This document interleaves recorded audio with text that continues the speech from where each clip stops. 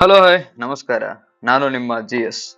ಇವತ್ತು ನಾವು ಬಂದಿದ್ದೀವಿ ಬೆಳಗಾವಿಯಿಂದ ಕೇವಲ ಒಂದು 40 ಕಿಲೋಮೀಟರ್ಸ್ ದೂರ ಇರೋ ಒಂದು ಅಮೇಜಿಂಗ್ ಪ್ಲೇಸು. ಈ ಪ್ಲೇಸ್ ಹೆಸರು ಬಂದ್ಬಿಟ್ಟು ಕಿಲಾಡಿ ಪಾರ್ಕ್. ಅಲ್ಲಿ ನಮಗೆ ಒಳಗಡೆ ಎಂಟ್ರಿ ಸಿಗ್ಲಿಲ್ಲ, ಹಂಗೆ ನಾವು ಮುಂದ್ಗಡೆ ಹೋಗಿ ಸ್ವಲ್ಪ ನಾವು ಲೆಫ್ಟ್ ಸೈಡ್ ಹೋದ್ರೆ ಅಲ್ಲಿ ಮೇಲೆ ಬ್ರಿಡ್ಜ್ ಹೋಗೋ ದಾರಿ ಬರುತ್ತೆ. ಅದು ಮಾತ್ರ ಅಲ್ಟಿ ಆಗಿದೆ ರೂಟು. ಅಲ್ಲಿ ನಿಮ್ಗೆ ಪಕ್ಕ ಕೆನಾಲ್ ಇದೆ, ಆಮೇಲೆ ಬ್ರಿಡ್ಜ್. ಇಲ್ಲಿ ನೋಡಿ ಈ ತರ ಕೆನಾಲು ಪ್ಲಸ್ ಅದನ್ನು ಹೋಗಿರೋದು ಮೇಲ್ಗಡೆ ಇರೋ ಬ್ರಿಡ್ಜ್.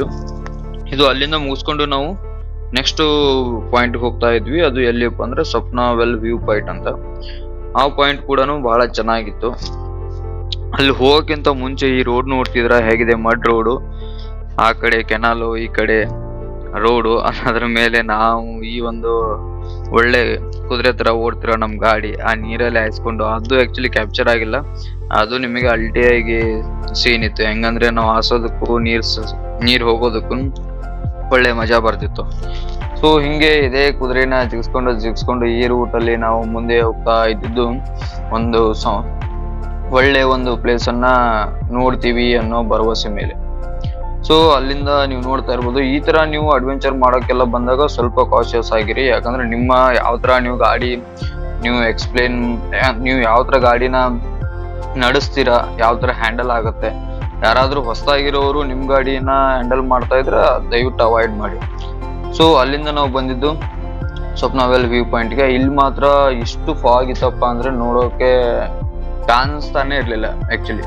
ಸೊ ಅಲ್ಲಿಂದ ಹಿಂಗಾದ್ರೆ ಕೆಲಸ ಆಗಲ್ಲ, ನಾವು ಒಳ್ಳೆ ವ್ಯೂ ಪಾಯಿಂಟ್ ಸಿಗಲ್ಲ ನಮ್ಗೆ. ಆದ್ರೂ ನಾವು ಆಮೇಲೆ ಸ್ವಲ್ಪ ವ್ಯೂ ಪಾಯಿಂಟ್ಸ್ ತಗೊಂಡ್ವಿ ಕ್ಲಿಯರ್ ಆದ್ಮೇಲೆ.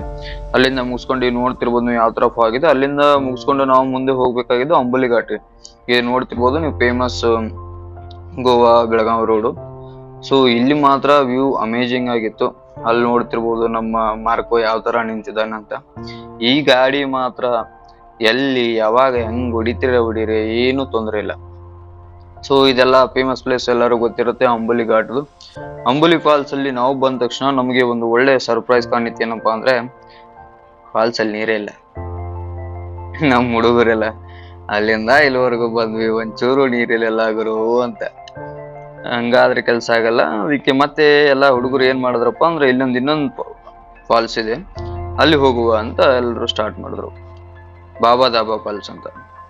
ಸೊ ಮತ್ತೆ ಜರ್ನಿನ ಸ್ಟಾರ್ಟ್ ಮಾಡಿದ್ವಿ. ಈ ರೂಟ್ಸ್ ಗೊತ್ತಿರೋರ್ಗೂ ಸ್ವಲ್ಪ ಹಿಂದೆ ಮುಂದೆ ಆಗುತ್ತೆ, ಯಾಕಂದ್ರೆ ಫುಟೇಜಸ್ ಆ ತರ ಇದಾವೆ.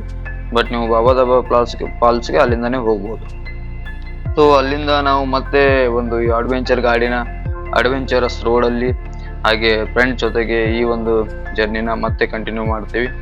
ಅಲ್ಲಿಂದ ನೀವು ನೋಡ್ತಾ ಇರ್ಬೋದು ಎಷ್ಟು ಸ್ಪೀಡ್ ಆಗಿ ಅಂದ್ರೆ 50 ಎಲ್ಲ ಹೋಗ್ತಾ ಇದೆ. ಬಟ್ ಆ ರೋಡಿಗೆ ಅದು ದೊಡ್ಡದು. ಈ ನೀರಲ್ಲಿ ಹಾಕ್ತಿವಲ್ಲ ಗಾಡಿ, ಅದು ಮಾತ್ರ ಎಷ್ಟು ಫೀಲಿಂಗ್ ಕೊಡುತ್ತೆ ಮನುಷ್ಯನ್ಗೆ, ರೈಡರ್ಗೆ.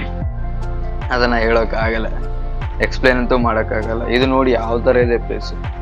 ಫುಲ್ ಫಾಗು, ಆ ಕಡೆ ಈ ಕಡೆ ಮುಂದೆ ಯಾವ ಗಾಡಿ ಬರುತ್ತೆ ಅನ್ನೋದನ್ನು ಗೊತ್ತಾಗಲ್ಲ.